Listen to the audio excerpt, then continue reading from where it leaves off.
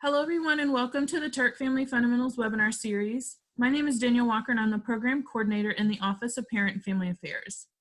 For those that are new, this webinar series is intended to help you become informed consultants on campus resources. With the current state of the world, so many students are having feelings of grief and loss, and you as parents and family members are feeling it too. Today, we're joined by the director of our University Counseling Center, Dr. Chetan Joshi, and his team of experts who will address the various types of losses and associated stress that people are experiencing as a result of this pandemic. Our presenters will also discuss the importance of creating space for and addressing the grief and share coping strategies to deal with these losses. Please feel free to submit questions via the chat and Q&A features throughout the presentation. We will do our best to respond to those before the end of the webinar. Also, this webinar will be recorded and available on our Terp Family YouTube channel. With that, I will hand off the presentation. Welcome. Thank you so much, Daniel. So my name is Chetan Joshi, and I serve as the director of the University of Maryland's Counseling Center. And I invite my colleagues to also introduce themselves before we get started with the presentation. Hello, everyone. I am Ted Pickett. I am the Associate Director of the Counseling Center, primarily managing the counseling service. Hi, everyone. My name is Dr. David Peterson, and I am the Director of Training at the Counseling Center.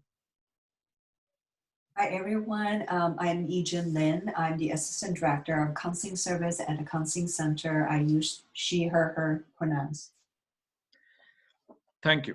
Thank you for introducing yourselves. So the way we're going to do this presentation is that Ted and I will primarily be the people who are presenting the slides, but certainly David and Ejan will be joining us and chiming in if they want to add to anything that we say about any of the material that's on the slide. As Daniel mentioned before, we'll be keeping a list of questions, and then we'll try to answer as many of those questions as possible in the last 20 minutes. We have about 20 minutes reserved for Q&A at the end of the presentation. All right, so with that, let's go ahead and get started with the presentation. So what we wanted to do before we actually got started with the content of the presentation was to get to actually know all of you a little bit better. So we have some polls for you, and that will help us tailor the presentation a little bit better to your needs. So let's get started with the poll. The way we are going to run these polls is that I'll actually be reading out the items on the poll, and then Daniel will actually then be running the poll and then sharing the results. And you'll be able to see the results. All of you will be able to see the results as well. So let's get started with the first poll. And this is more to get an understanding of familiarity with higher education. So the two items on this first poll are, my student is the first in our family to go to college. On the second item is, many generations in my family have gone to college. So Daniel, if you want to go ahead and post the poll.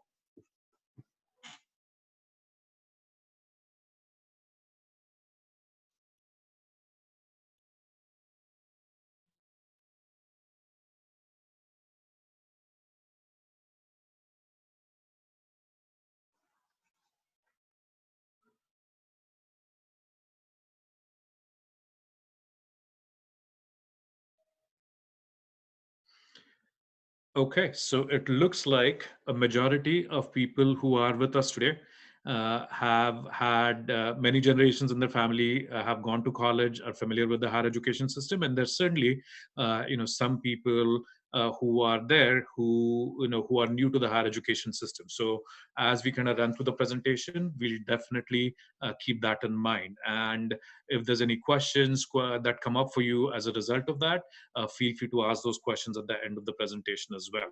So I'm going to go ahead and close this poll, and we'll go on to the next poll, next question over here, set of questions over here. The second poll, to try and get to know all of you a little bit better. The first item is, we are a UMD legacy family with multiple generations having studied at UMD. And the second item is, we are new to the UMD system and are starting out our journey as a Terp family. Daniel?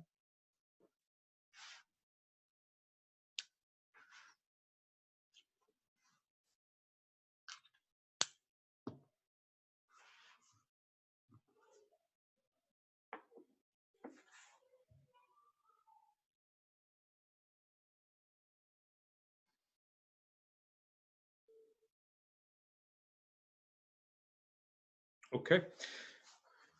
So it looks like a majority of our audience, it sounds like a majority of you all are actually new to UMD. So welcome. We are excited to have you join us over here, and we're excited to share this journey with you. Then let's go ahead and get started with this last poll in this section of the slides, and then we'll move on to other content of the presentation. I'm going to go ahead and close out this poll. This last poll question is about, about your student. So as you can imagine, the impact of this pandemic is being felt differently by families and their students, depending upon whether their student is a first-year student, whether they're a senior, whether they're a graduating senior, whether they're a graduate student, etc. So we want to get a little bit of a better understanding of that. So you can see all of the different poll items over there.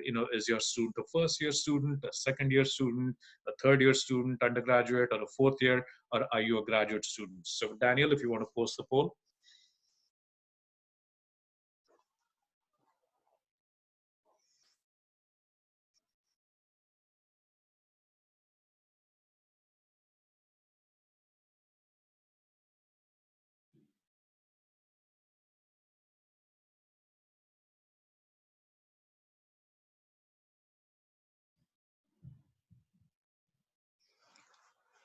Okay, so looks like we have somewhat of an even split over here. We have parents and caregivers of first-year students, about 40% of you. Then we have parents and caregivers of second-year students that are about 31%.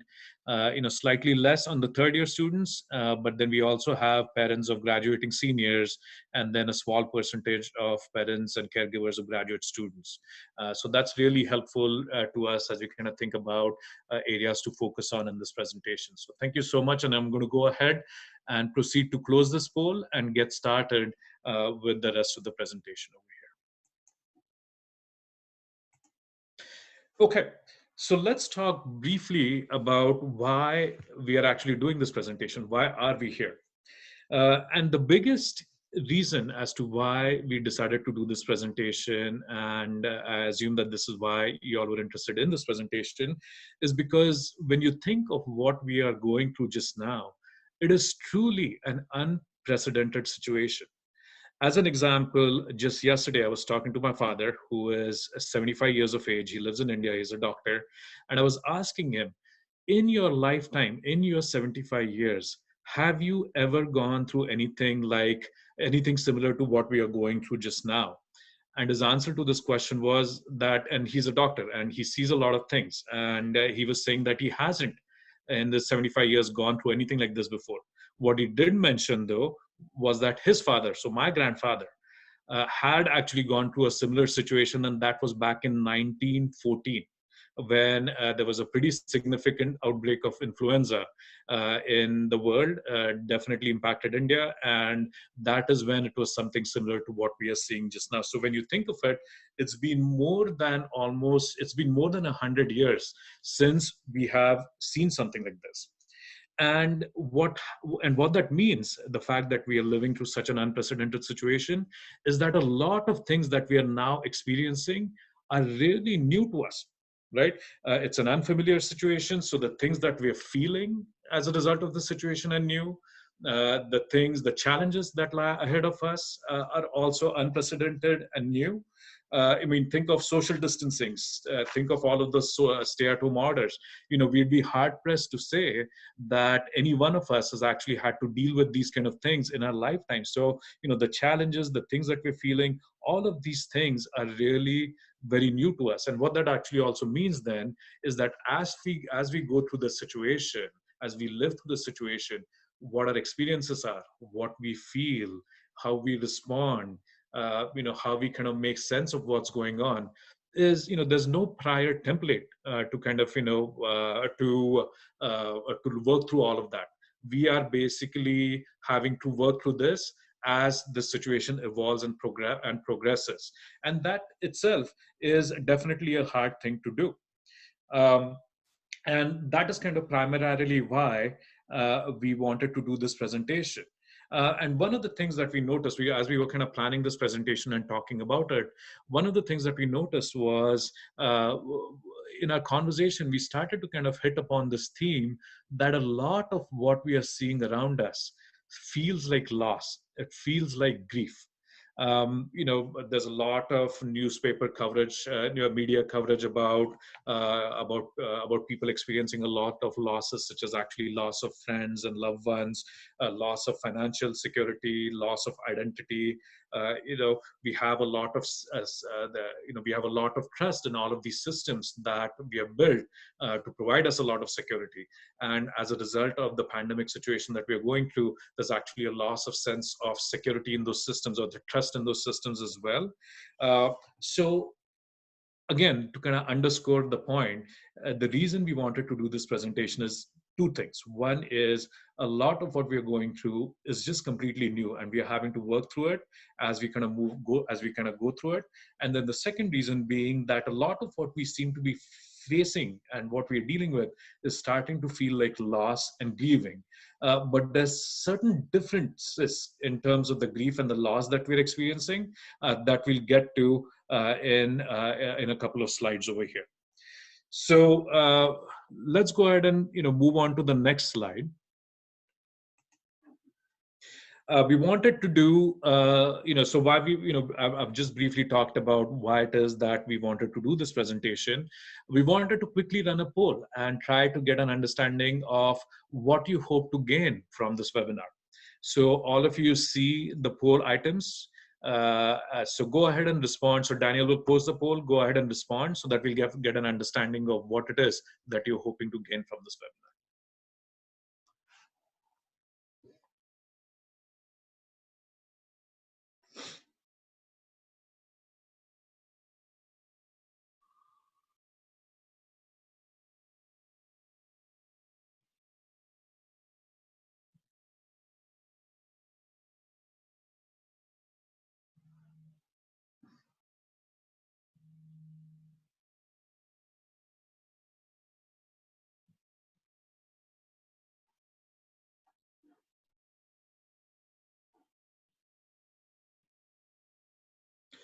Okay, so what we are seeing over here is a majority of y'all want to hear about ways in which you can help your student cope with the losses in their life.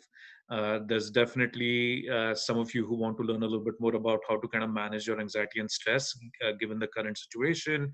It sounds like, unfortunately, there are some who may have actually experienced some some loss or grief with loved ones. So some of you want to kind of understand that as well. So we'll try and get to all of those things as we kind of move through this presentation. So let's move on to the next slide. I'm going to go ahead and close this particular poll results. So remember, I said before, about a couple of slides ago, that the situation that we are living through is truly unprecedented.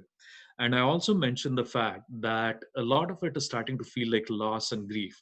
However, there is something different about the grief that all of us are experiencing over here. Usually when we lose something and when we grieve, there is a specific point, there is a specific loss about which we are grieving. What we are seeing a lot of in this current circumstance is that certainly there's losses out there, loss or death of a loved one, et cetera, that are very concrete, that are very tangible, that some people are actually dealing with. But many people are actually also dealing with a sense of loss that cannot be placed or cannot be made necessarily pinpointed onto a specific actual loss. So what I mean by that is that the loss that we're experiencing, and that is basically categorized as an ambiguous loss, and the response to that kind of a loss is called as ambiguous grief. So let me give you some examples. Say, for example, if you are a person who has a strong part of their identity is being an extrovert. You like going to work, you like interacting with your colleagues. That's where you get your energy. That's what you're kind of known for.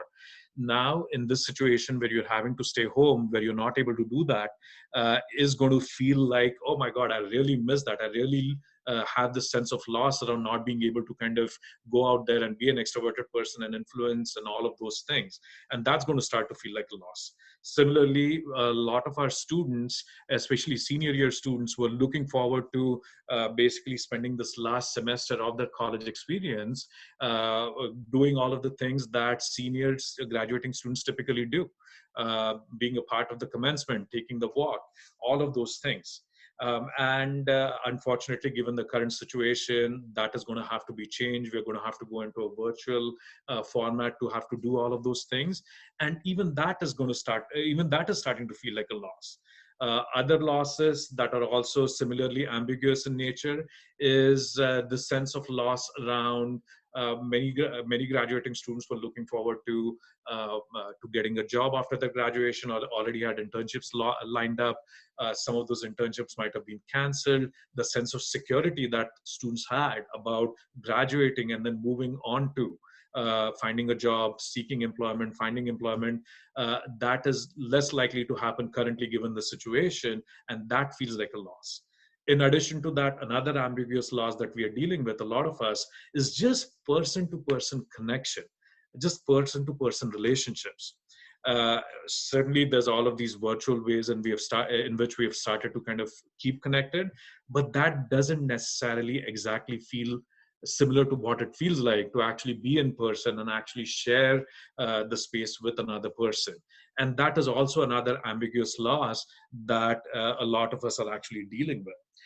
The problem with having an ambiguous loss and then the response to that being ambiguous grief is that it feels disorienting. Not having a specific thing that you can point to and then identify as this is why I am grieving, but rather having this kind of an amorphous cloud on your head that makes it hard to kind of identify what it is that actually I'm grieving for, makes it that much hard and that much more complicated to kind of grieve the loss. And so I just want to kind of put that out there, this concept of ambiguous grief, that this is the reason why some of what we're dealing with feels that much more difficult. So I want to invite all of you to maybe share if you've had experience of feeling any kind of ambiguous loss. If you want to use the chat feature to just kind of quickly share what are some of the things, ambiguous losses that you've experienced with us, so that then we can actually, when we answer questions, also address some of those things. But if you want to share, feel free to do so.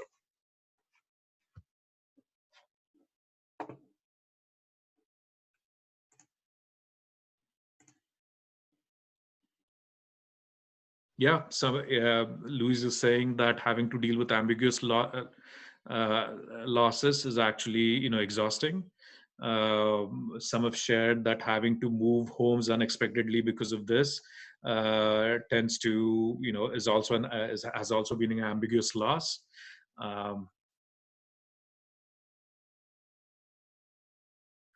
People are sharing that loss of regular work, loss of social physical connections, as I mentioned before, is also a part of the ambiguous loss. Absolutely. Here's a really interesting one. Loss of separation between work and home, right? Typically, there's good boundaries between those losses and that between those two aspects of our lives. And that is now blended, and that feels like a loss. That's definitely an ambiguous loss. Loss of work, loss of connection with teachers, loss of structure, loss of upcoming summer travel and celebrating graduation. Absolutely, absolutely. So it looks like a lot of you all are dealing with these kind of ambiguous losses. And we'll definitely, as we kind of move through the presentation, talk about ways in which you can actually cope with some of these ambiguous losses.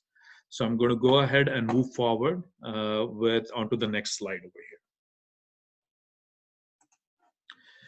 So going back to the original theme of us living through an unprecedented situation and now knowing about the fact that many of us are actually dealing with what feels like an ambiguous loss and then a response to it, ambiguous grief, what is also further complicating the current situation is that in addition to that ambiguous grief, we are also experiencing what a lot of psychologists are calling anticipatory grief. And that sounds kind of counterintuitive when you kind of think of that concept. What that actually means is that as we kind of look at the situation, we know that the situation has not ended as yet. We know that it is going to continue to evolve. We know that it is going to continue to impact our lives. We know that it is going to cause us to lose other things. And as a result of that thinking, as a result of knowing that, having that knowledge, what a lot of us are also experiencing is already we are grieving those losses that haven't even actually happened as yet. And that is basically what anticipatory grief is. So one can easily imagine as we kind of go through the situation, and as we think about maybe some states are kind of talking about reopening states and kind of going back to work and all of these kind of efforts to reopen the economy, what have you, we know, for example, that the way that life is going to look, at least in the immediate future, is going to be very different. Even if we come back to work, even if we resume our lives, it's going to still look very different. And that is also an anticipatory loss. And as a result of which, that also produces anticipatory grief. So a lot of us are actually experiencing those kind of, that kind of a reaction as well, that we are grieving things that haven't even come to pass. An example over here is, and this kind of a grief can actually also happen when we are anticipating the death of a loved one. So it happens in those circumstances. It happens when we know that something bad is happening, like for example, in this current situation with this virus, and our minds constantly go to this question of what is going to happen, what am I going to lose, and that is basically what brings on this kind of anticipatory grief. So the point that I want to highlight as we kind of go through this presentation is the whole situation is kind of unprecedented. We are dealing with these ambiguous losses, but not only are we dealing with these ambiguous losses, we are actually also dealing with our anticipation about the things that we're going to lose, that we're going to grieve. And so that is basically also kind of complicating this current situation. So let me ask you this question. As you kind of reflect on this concept of anticipatory grief, what are some things that you are grieving as you kind of anticipate losing them? So let's go and do what we did before with using the chat feature. If you want to share some of those things, I can share it with the rest of the audience.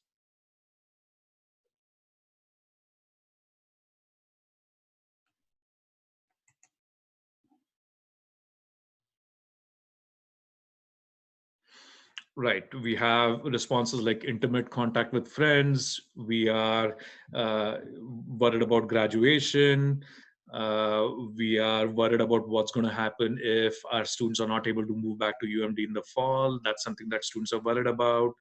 We have spouses who are working in the healthcare system. What is going to happen if what is going to happen to them? We are dealing with loss of students' motivation, classes for the fall, future impact of the situation. There's a lot of fear about germs and lack of physical contact as a result of that. So that's a loss that we're anticipating. Going back to work, internships, dating, lab work. Are we going to be able to be safe enough to fly? So these are all anticipated losses that we are already kind of thinking about and grieving, which is making this whole situation that much more complicated.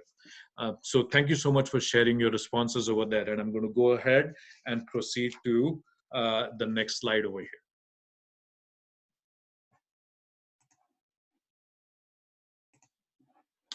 So all of you might be familiar with the grief model, or the model in terms of how we typically tend to grieve. But usually, and this is research done in the 70s and 80s that is pretty well validated. I'm not going to spend a lot of time on this, but basically, as people grieve, they actually tend to go through multiple stages, and it's not necessarily that one stage follows the other, but basically these are the typical reactions that they tend to experience, and sometimes they'll have multiple, one or two of these reactions at the same time, and then go on to the next one. Sometimes they fall back and re-experience some of these stages. So it's not a linear path when it comes to the flow of grief. But in general, what we tend to see is that when grieving, one of the earlier stages, or one of the reactions that people tend to feel, is just denial. And we saw this, right? We saw this in the media, where there was some stuff around or this virus is not real, this is not something that actually I should be worried about, it is not actually that much different than the regular flu. Some of that was basically the denial phase of the grief reaction. Uh, Typically after the denial, or concomitant to that, we also have people feeling some anger about the situation that they're in. We saw some of that in the media as well, in terms of this reaction to the stay-at-home orders. I'm being asked to restrict all of my activities. I do not like this. I feel really angered by this. So we definitely saw some anger and irritation, and some of that is still going on. We have also seen a lot of bargaining. Okay, so I agree that social distancing is needed. If I do it for 2 weeks, then everything will be better, right? And not really having an answer to that. So there's that bargaining stuff that actually also sets in. Usually that is followed by some level of then just depression and sadness, especially in this current situation where it feels like, I'm not sure when exactly this is going to end. And then that kind of leads to some feelings of despair. And then at some point, we then move on to accepting that this is our current reality, this is our current situation, and that is where then active action happens to start dealing with the situation. And that is when we have now started seeing actually people actually following the social distancing guidelines, stay-at-home orders, all of that stuff. And then eventually, my hope for all of us is that we'll move on to the final stage, which is meaning making. Why did this happen to us? And the answer to that question for each of us is going to be different. But in terms of moving through the grief, once we get to that place, once we understand why did this happen, and it might be a very subjective meaning for us, that's when we'll be able to kind of come to some level of peace with this entire situation. So moving on, in terms of how people grieve, we actually are we grieve in 2 or 3 different ways. And it's not to say that some people are certain type of grievers and some people are other type of grievers, but what we typically find in terms of how people grieve is that they have a predominant tendency to grieve in a certain way. And then they also have a tendency, lesser of other tendencies in terms of how they grieve as well. So on your screen, you see different types of ways in which people grieve. So there's something called as intuitive grievers. And for these people, for people who grieve intuitively, a focus is on feeling. The focus is actually on affect. There's a lot of emotion. There's a lot of crying. There is a lot of expression of affect and emotion, and wanting to then figure out who else is going through this, and let's kind of join together and share our feelings so that we get to a place where we have processed it. More of what intuitive grievers do.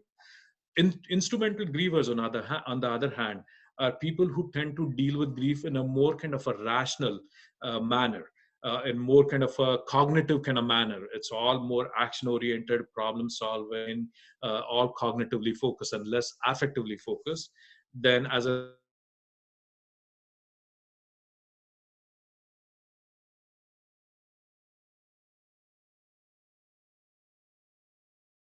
in terms of how they actually express that grief, that is less, they're actually less expressive. So there's a dissonance between what they're internally experiencing and how they're actually expressing that grief.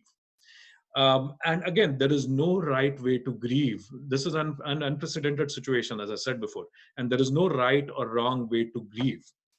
But it is important to kind of understand what kind of a griever you are, so that then you know that this is what I'm going to then possibly be feeling, or this is what I'm going to be looking for as I kind of grieve the situation. And also knowing what kind of a griever you are and what the people around you are is going to allow you to make the space, to give people the space to kind of grieve the way they want to. So there is no right or wrong way to grieve. Different people grieve differently. These are the typical ways in which people grieve, and it is all okay. And it's important to give each other the space to be able to grieve in the way that feels the most comfortable to us. So let's do a quick poll over here. As you kind of think of yourself, what kind of a griever are you?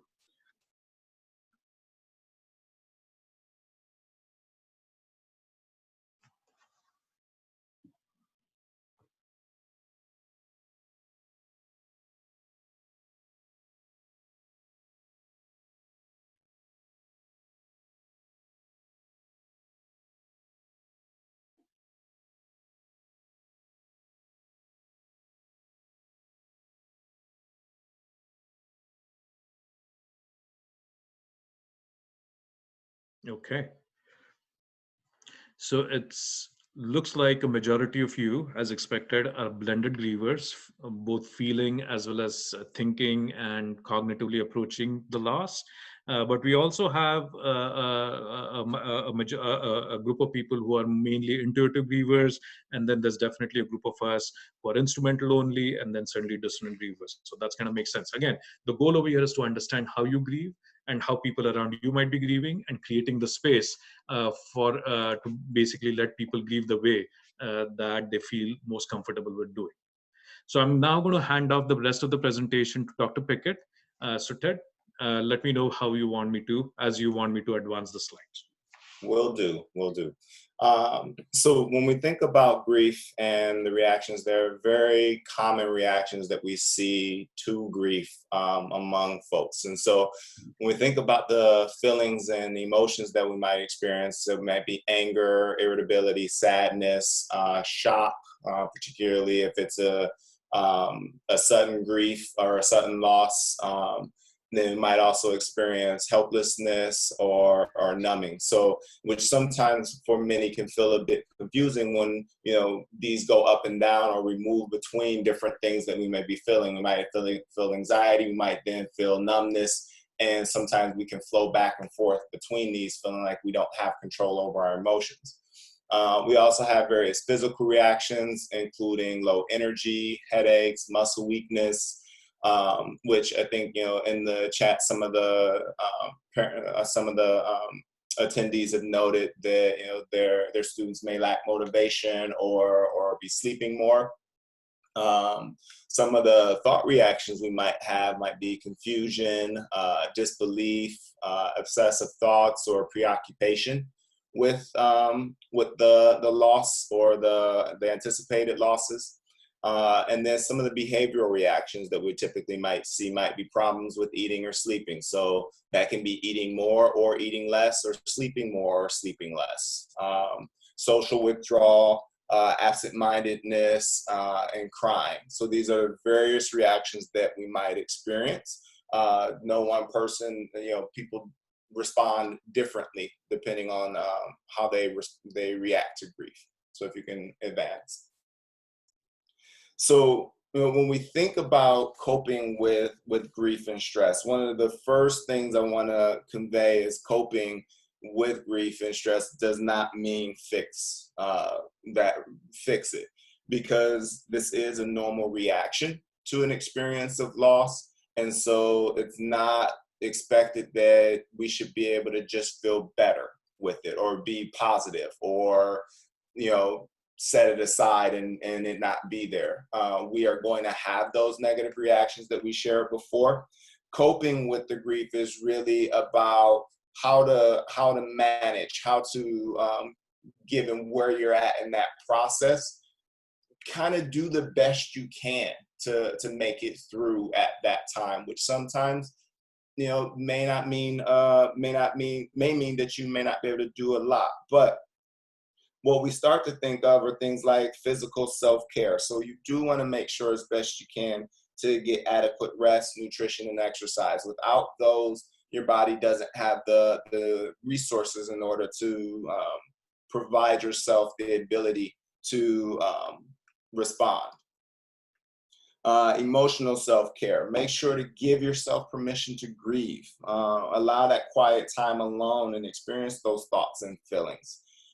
It's very important to be able to engage that loss for yourself, and then also express the feelings, you know, express that full range of the emotional experience you're having, that being that sadness, fear, the guilt, the resentment, you know, the anger, you know. And it's important also to seek support. I know during this time that our support is far away. We can't necessarily get the hugs that we're used to, and it's hard. You know, part of, I think one of the attendees noted that their parent passed away and that they're not able to go to the funeral, you know, and part of the services is a way to get that support and some of the closure and grieve with others. And it can be very hard when you can't do that, but it's very important that we get it in the best way we can.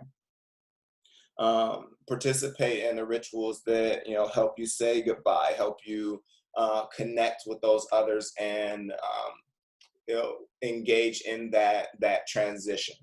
And then also consider seeking professional help, particularly if you're feeling like, you know, that engagement with your social support is not helping you progress, or, you know, you're still in that same place, you know, 2 weeks, 3 weeks, a month later, then you might start thinking about seeking professional help. So I also very much so encourage you to talk openly about the loss and the associated feelings. You know, many times, and I think it happens out of love for the individual, we want them to feel better. But we really would encourage you not to offer false cheer or minimize the loss. It is okay that they're feeling down, you know, and this is what is going to happen in response to it, because it is a legitimate loss. So generally, you know, phrases like "just think positive" are typically not gonna be experienced positively from the individual, because it's really what they've lost. It's hard. They're not at the point where they're able to get there. You know, you want to be available, meaning you want to you want to listen, be patient. Don't immediately rush again to giving advice. You know, I think one of the things that, you know, we in the field of psychology, we're very aware of is that active listening is very, very powerful, and I think is a gift that we can give those in our lives that is often overlooked. Also, you know, take some time to for actions, you know, such as, you know, sending a card, writing a note, or calling. Those things are very, very important and very, very appreciated from those who are feeling that sense of loss.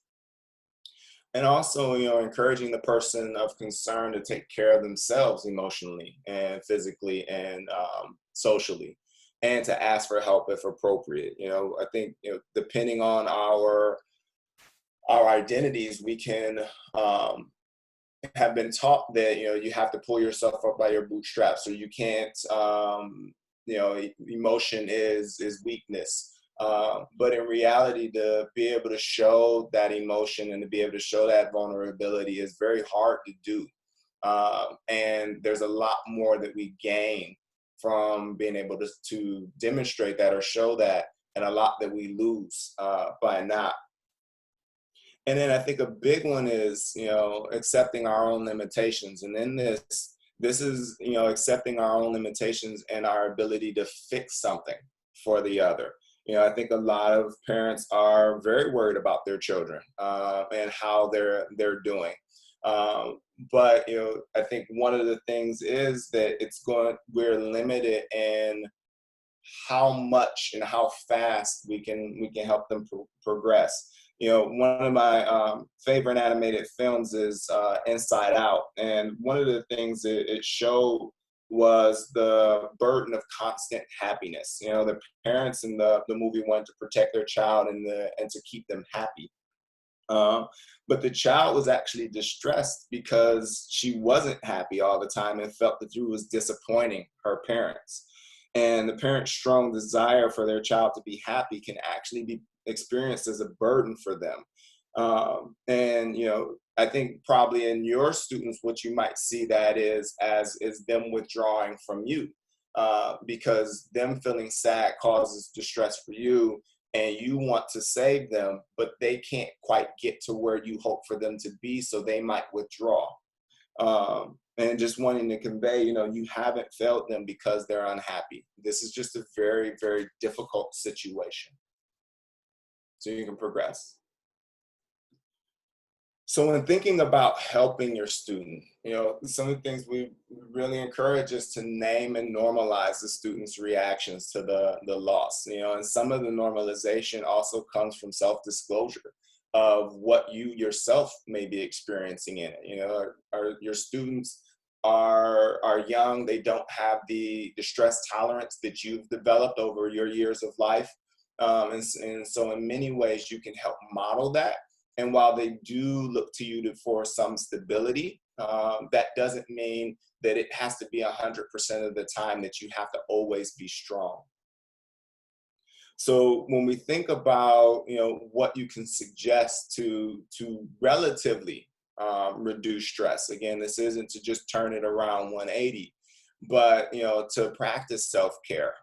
Again, that keeps your immune system strong and your emotional reserves as full as possible. So that does mean eating, that does mean sleeping, that does mean engagement as best you can in pleasurable activities. And though they may not provide the same level of pleasure and enjoyment, it at least helps to keep the well from dropping too low too quickly. And then also, having realistic expectations, and additionally with that, developing a tolerance for uncertainty, which this is a very uncertain time, and that uncertainty can breed a lack of motivation, which is okay. Don't judge yourself. You help your student not judge themselves, and just do the best that they can under these situations, under these circumstances. Also think about establishing a routine. The routines help to provide some sense of order and control, particularly within this lack of order. I think one of the attendees, or a number of attendees, mentioned about the lack of boundaries between parts of our lives, between our personal life, our work life, and all of that. And that is definitely a challenge. And so the best we can create those boundaries, set up routines that help to separate those parts of our lives, the better. I think I saw it in a recent article. It's labeled life compression. All the parts of our lives being compressed into one space, which is our home. Also seeking, again, social support. So, making sure they're engaging with as best they can, again, not requiring to do this, but as best as they can, engaging their friends, their siblings, and whatnot, and checking in with others just to make sure that they are continuing to get that support. And then just, finding ways to manage the disappointment, whether that's with the internship, loss of an internship, or loss of a job, or the loss of a significant individual in one's life. Identifying alternative ways as best you can to celebrate and recreating important events in one's life. And recognizing too, depending on the disappointment, disappointments can also be an opportunity for growth. We do learn a lot from our challenges. I would also encourage, limiting the media consumption. This goes back to some of that challenge with our lack of control. The taking in too much from the media can also create a lot of anxiety. It's good to stay informed, but sometimes being too informed creates too much anxiety, too much worry about things that we can't control. One of my favorite quotes that feels very pertinent to now, to where we're at now, is, grant me the serenity to accept the things I cannot change, courage to change the things I can, and wisdom to know the difference. And many times when we get too much involved in the media consumption and the difficulty of letting go of control, we lose that opportunity to find some of that serenity. So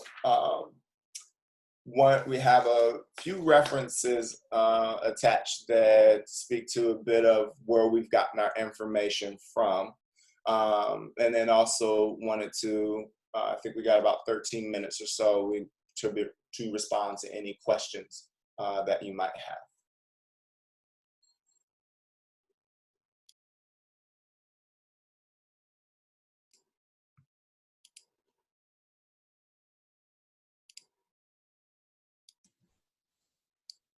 Thanks, Ted. We didn't have any questions posed to the group as a whole just yet. So for folks that are with us, if you do have any questions that you'd like our presenters to answer, please feel free to send those through the chat or the Q&A feature. We did have one question about a copy of the slides, and so I will definitely be getting a PDF together with the slides, and I can share that with you all once I get that done.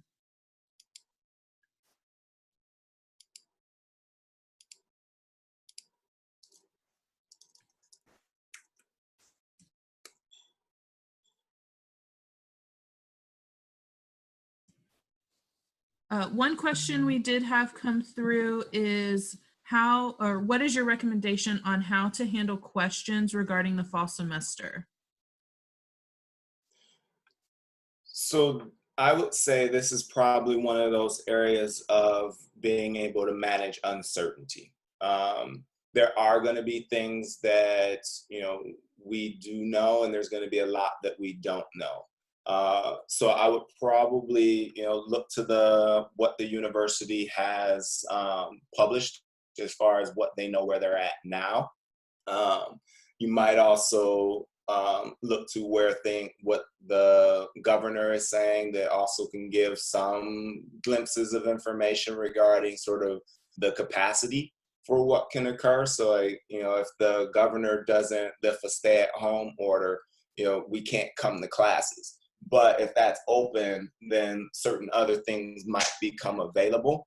But there will be a lot of things that we don't know, because we don't exactly know how the coronavirus will progress. We don't know if there's going to be another wave of it. So there is a lot that's unknown. I think, being able to work for all of us, and this is something we're all managing, is how to tolerate not knowing exactly what's about to happen next. See two questions over here which are a little related. One is, how do you discuss opportunities without it coming off as being overly positive? And another question is, do you have suggestions of how to encourage your student to open up about what they are feeling? So I'll respond to these two questions in a combined way. Basically, the biggest thing that you can do just now to help your students is be present with them in this environment where they're actually staying with you. Be present meaning when you get together for lunch, when you get together for dinner, actually being present off of your media, etc. Just being in their presence, that's going to be important. And the second biggest thing that you can do really is to just listen. I cannot underscore the importance of listening, just actively listening and validation. The more you're able to do that, you don't have to do anything else to make them feel better other than you just be there, you're present, you are actively listening and validating.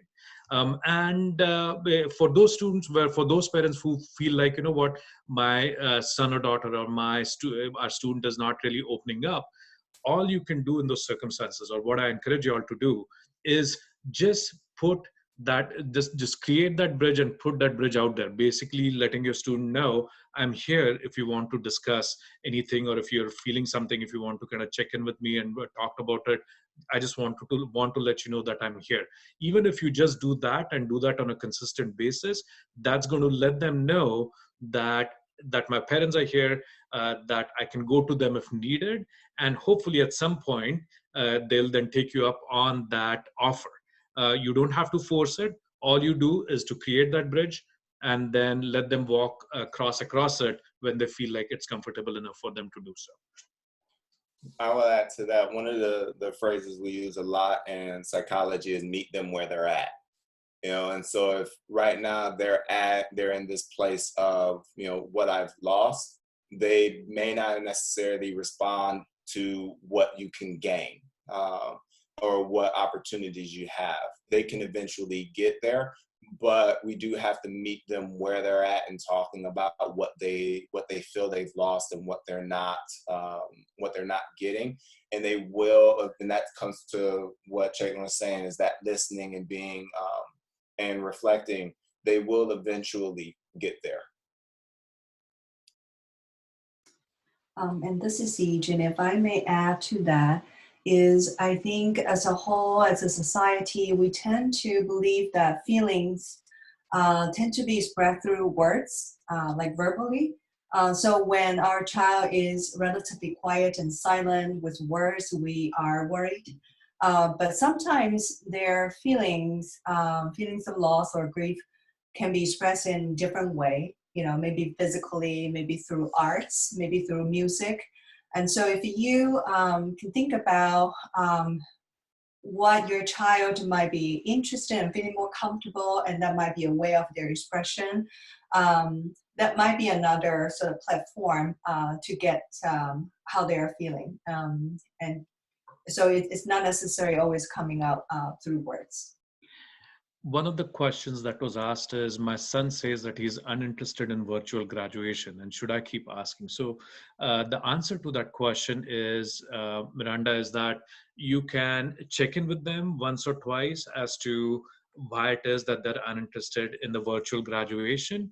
But if you're not getting an answer from them, then again, it's the whole thing is to then open the door saying, I understand that that is how you're feeling. If you want to discuss it, let me, that I'm here. But it's important then not to keep on asking why, because then that will actually then come across as as you nagging them, or it might cause them to disconnect. So again, the whole goal over here, as you kind of deal with your students who are going through this grief, is to create the bridge and then let them walk across it. Through your active listening, through your validation, through your presence, create the bridge and then let them walk across it when they feel comfortable doing so.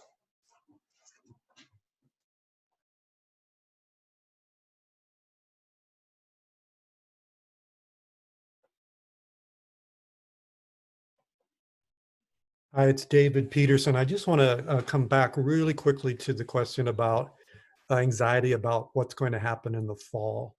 We all agree that that's an open question. It feels really uncertain. And so it could be helpful to talk to your student about the possibility that online classes will continue. We don't have any information confirming that yet. But if so, what did you learn from this experience so that if that happens, you might feel that it goes a little bit better for you? So does it have to do with your workspace at home that just didn't really contribute to you feeling engaged? Is it that you didn't keep the same routine that you might have if it had been in-person classes? And is that something that you might decide that you're going to work on, is finding a way to structure your day and attendance in some of the online classes and even participation rather than muting your video or your audio? So the unknown often creates anxiety, and so it can be helpful to look for areas that you can control and exert some influence, and that would be, what have I learned and how can I bring these things to the possibility that this might continue for a while? Thank you, David. One or a few of the questions that are coming through are just in regards to the resources that are available. Would any of you like to speak to some of the resources that you all have available for students virtually during this time? Sure. So we have been able to, in preparing for this transition to online learning, we've been able to transition most of our services, counseling center services, to an online format. Students who need treatment, essentially all they need to do is pick up the phone and call our main number, and we'll figure out on our end, basically getting them connected to treatment either with us through teleconferencing, or if they want to be connected to a provider in the community, we are able to kind of help assess, support, and then facilitate that referral as well. We are also running multiple workshops focused on on a variety of different topics that are of interest to students. So those workshops are happening on a weekly basis.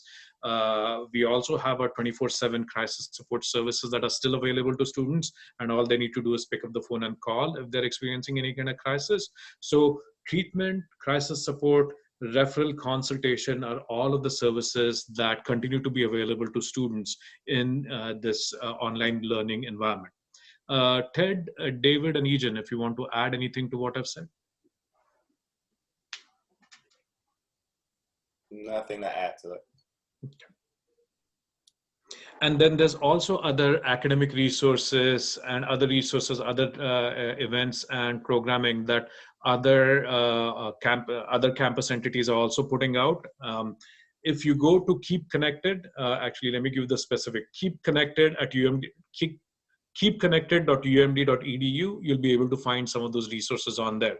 Plus, there's also weekly newsletters that are going out to students that list all of the different resources and programming that's available to them on a weekly basis. So it's important to let your student know to keep an eye out for those newsletter emails that are going out on a weekly basis. Thank you, Chetan. So we are at our 1 hour mark now. So I'd like to thank everyone for taking the time to join us this afternoon. As we bring this webinar to a close, I want to remind everyone that a recording of this webinar will be available on our Terp Family YouTube channel. You can also access the recording as well as a PDF of the presentation through our website, terpfamily.umd.edu. That's terpfamily.umd.edu. Also on this last slide, you'll see our contact information is there. So if you have any additional questions, please reach out to either of our offices and we'll be happy to assist. You will receive an email this afternoon asking for your feedback. So please let us know how we did, how we can improve on future webinars, and also any other topics that you'd be interested in learning about. We welcome your thoughts. So thank you all again for joining us today and have a wonderful rest of your day. Thank you.